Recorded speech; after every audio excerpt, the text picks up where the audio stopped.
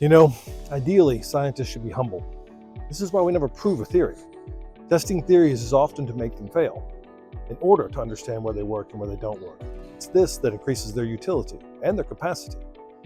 It's also the assumption that we can know how the world actually works versus constraining the language of causality to theoretical thinking. We used to be sure that the sun went around the earth, that ulcers were caused by stress, that vitamin C prevents colds, that there are left brain and right brain personality traits.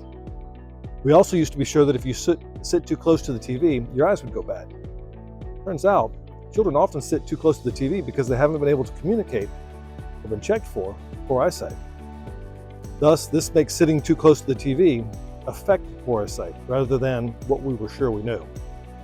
Theories are our best guesses of how the world works. Theories that do a good job of explaining accumulate evidence and become strong.